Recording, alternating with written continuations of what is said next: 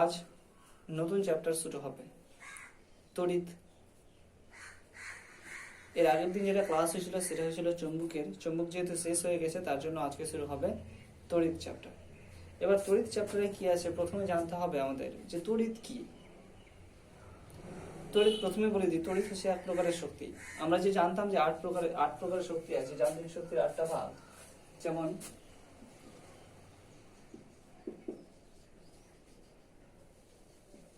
আলোক শক্তি,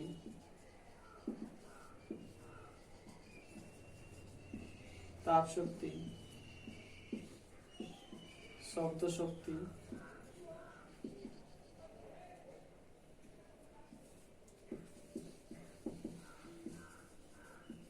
তড়িৎ শক্তি,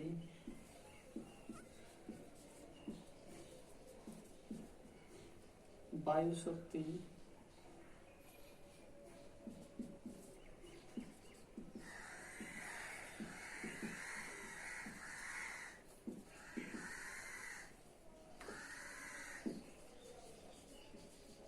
রাসায়নিক শক্তি,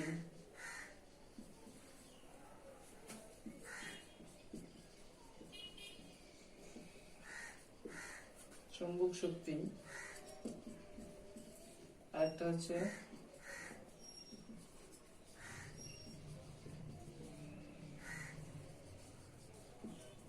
পারমাণবিক শক্তি।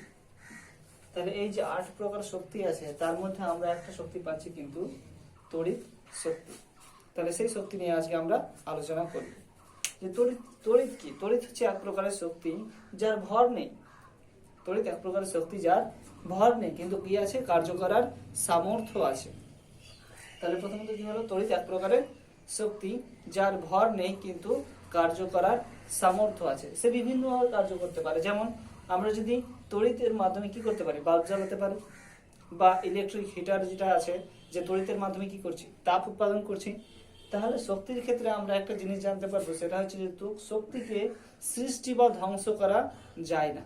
কি করা যায়, শুধুমাত্র শক্তির রূপান্তর সম্ভব, এক রূপ থেকে অন্য রূপে ট্রান্সফার করতে পারবো। মানে এটা তড়িৎ শক্তি ছিল, ইলেকট্রিক হিটারে কি হলো, এই শক্তি থেকে তাপ শক্তিতে রূপান্তরিত হলো। তারপরে কলিং বেলে কি আছে, ইলেকট্রিক শক্তির সাহায্যে আমরা শব্দ শক্তি উৎপাদন করতে পারছি। বাল্বের ক্ষেত্রে কি আছে, তড়িৎ শক্তির সাহায্যে আমরা আলোক শক্তিতে যেতে পারছি। অতএব তড়িৎ যেটা পড়বো সেটা যে একটা প্রকার শক্তি, তাহলে শক্তি থেকে জানতে পারলেন শক্তির কি নেই, সৃষ্টি বা ধ্বংস নেই। শুধুমাত্র শক্তিকে ট্রান্সফার করা যাবে, এক শক্তি থেকে অন্য শক্তিতে রূপান্তর করা সম্ভব।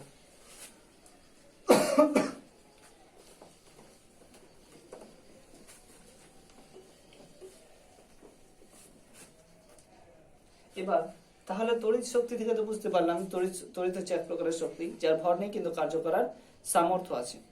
তড়িৎ কত প্রকারের হতে পারে? তড়িৎ হবে দুই প্রকার, একটা হচ্ছে স্থির তড়িৎ আর একটা হচ্ছে প্রবাহী তড়িৎ। একটা স্থির তড়িৎ, দুই নম্বর হচ্ছে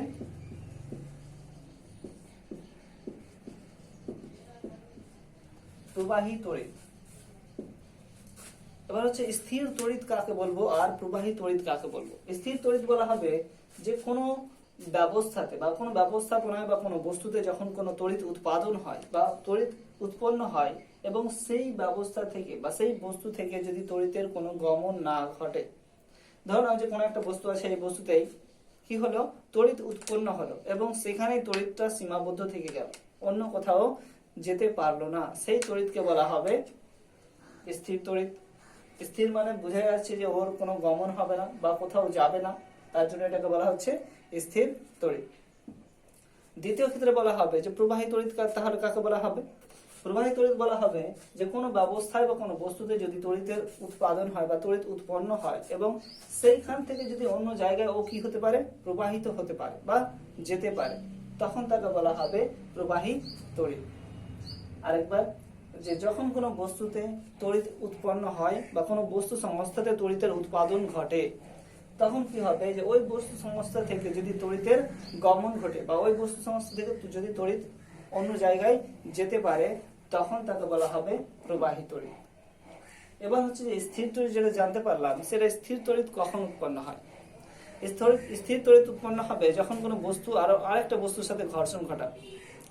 যখন একটা স্থির তড়িৎ উৎপন্ন হবে, ধরুন যে পশমের সাথে যদি আমরা কাঁচকে ঘর্ষণ করাই, পশমের সাথে কাঁচকে, তাহলে দেখতে পাবো যে পশমে আর কাঁচে দুটোতেই কিন্তু তড়িতের উৎপাদন ঘটেছে বা তড়িৎ উৎপন্ন হয়েছে। এই দুটো তড়িৎ যেটা উৎপন্ন হবে, সেই দুটো তড়িৎ এক জায়গা থেকে অন্য জায়গায় যেতে পারবে না, তখন সেই তড়িৎকে বলা হবে স্থির তড়িৎ। আর স্থির তড়িৎ যেহেতু ঘর্ষণের ফলে উৎপন্ন হয়, তার জন্য একে বলা হবে ঘর্ষণ জনিত তড়িৎ। ঘর্ষণ জনিত বা ঘর্ষ তড়িৎ। তাহলে স্থির তড়িৎ যেহেতু ঘর্ষণের কারণে উৎপন্ন হয়, তার জন্য একে বলা হবে ঘর্ষণ জনিত তড়িৎ অথবা ঘর্ষ তড়িৎ। এবার প্রবাহী তড়িৎ হবে। যে প্রবাহী তড়িৎ কি হলো, যে এক জায়গা থেকে অন্য জায়গায় প্রবাহিত হলো।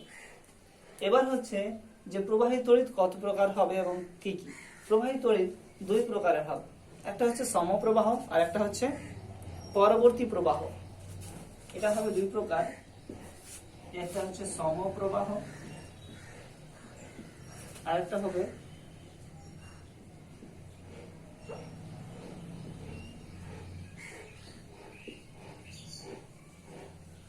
পরবর্তী প্রবাহ। সমপ্রবাহ কাকে বলবো? সমপ্রবাহ বলা হবে যে তড়িৎ প্রবাহের সময় যদি তড়িতের দিকের কোনো পরিবর্তন না ঘটে বা একই দিকে বরাবর যদি সেটা প্রবাহিত হতে থাকে, তখন তাকে বলা হবে সমপ্রবাহ বা ডাইরেক্ট কারেন্ট, ডিসি। যে তড়িৎ প্রবাহের সময় যদি তড়িতের প্রবাহের দিকের কোনো পরিবর্তন না ঘটে, যেদিকে ও প্রবাহিত হচ্ছে ঠিক সেই দিক বরাবর যদি প্রবাহিত হতে থাকে, তখন তাকে বলা হবে সমপ্রবাহ বা ডাইরেক্ট কারেন্ট বা ডিসি। পরবর্তী প্রবাহ কাকে বলা হবে? তাহলে তড়িৎ প্রবাহের সময় যদি প্রত্যেক মুহূর্তে বা একটা নির্দিষ্ট সময় অন্তর অন্তর যদি তড়িতের দিকের পরিবর্তন ঘটে, যে একবার হচ্ছিল কি যে ও গেল, পরের মুহূর্তে কি হলো, আবার পিছনের দিকে আসছে, আবার যাচ্ছে, আবার পিছনের দিকে আসছে, তখন মুহূর্তের মধ্যে কি হচ্ছে যে তড়িতের দিক পরিবর্তন হচ্ছে, যাচ্ছে আবার চলে আসছে, যাচ্ছে আবার চলে আসছে। তাহলে কি হচ্ছে যে তড়িৎ প্রবাহের সময় যদি প্রবাহের দিকটা পরিবর্তন হয় বা একটা নির্দিষ্ট সময় পর পর যদি প্রবাহের অভিমুখ পরিবর্তন হতে থাকে, তখন তাকে বলা হবে পরবর্তী প্রবাহ বা অল্টারনেট কারেন্ট, এসি। পরবর্তী প্রবাহ বা অল্টারনেট কারেন্ট বা এসি।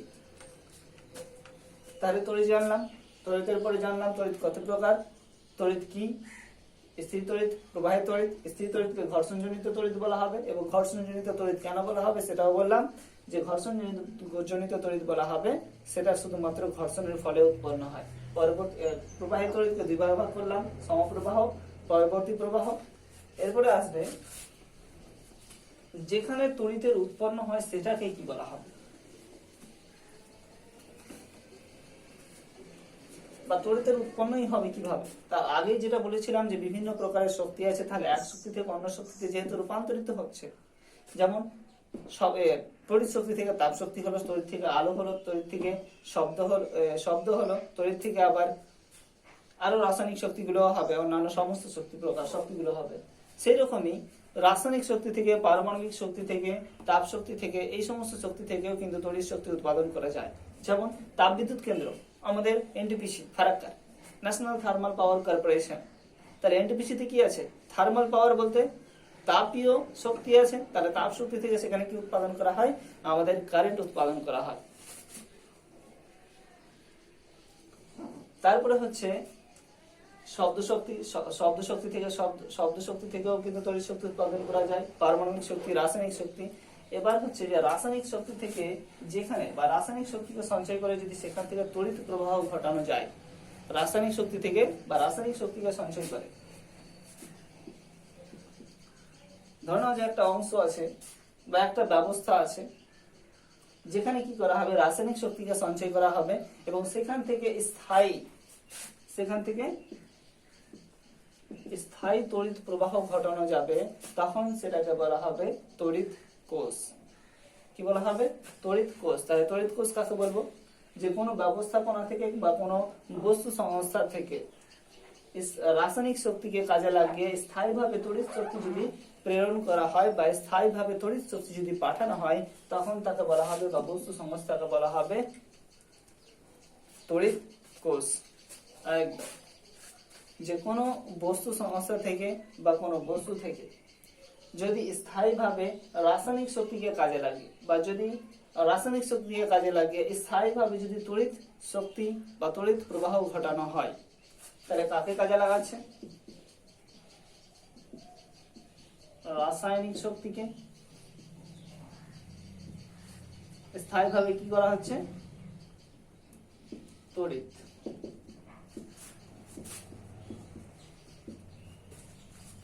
যে রাসায়নিক শক্তিকে কাজে লাগিয়ে স্থায়ীভাবে তড়িৎ শক্তিতে রূপান্তর ঘটানো হচ্ছে, তখন তাকে বলা হবে তড়িৎ কোষ।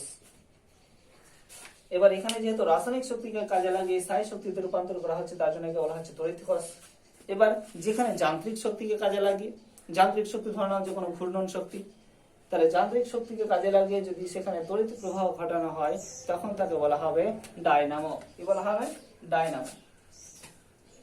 ডায়নামো ছবি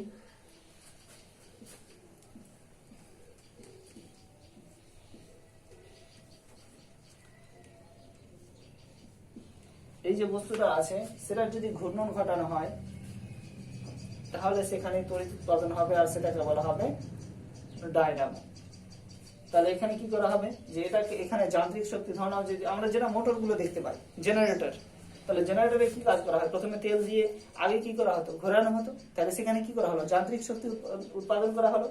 যখন এই যান্ত্রিক শক্তি দেওয়া হলো, তখন সেখান থেকে উৎপাদন হলো তড়িৎ শক্তি, আর সেখান থেকে স্থায়ীভাবে তড়িৎ প্রবাহিত হতে থাকে, তার জন্য এটাকে বলা হলো ডায়নামো। এবার হচ্ছে যে সৌরকোষ কাকে বলবে? সৌরকোষ বলা হবে যে সূর্য থেকে আগত যদি সৌরশক্তিকে কাজে লাগে, সূর্য থেকে আগত সৌরশক্তিকে কাজে লাগিয়ে যদি আমরা স্থায়ী তড়িৎ প্রবাহ সৃষ্টি করতে পারি। যেমন কিছু আগেকার দিনে কি করা হতো, আগেকার দিনে বলতে বেশ আগে নয়, আমাদের গ্রামের পাশ দিয়েই কিন্তু সৌরকোষ যুক্ত ল্যাম্প লাগিয়ে যাওয়া হয়েছিল। যেখানে কি করা হতো, যে সূর্য থেকে শক্তি আসতো বা সূর্যের তাপ আলো শক্তি আসতো, সেখানে জমা হতো এবং সেই শক্তির আলোক শক্তি দেওয়ার পরে রাত্রে অন্ধকারে কি হতো? তড়িৎ প্রবাহ সৃষ্টি করে দিয়ে আলোক শক্তিতে রূপান্তরিত হতো। তাহলে ওটা হচ্ছে সৌরকোষ থেকে বা সৌরশক্তি থেকে তড়িৎ শক্তি। সৌরশক্তি থেকে যখন তড়িৎ শক্তি উৎপাদন হবে, তখন সেটাকে বলা হবে সৌরকোষ।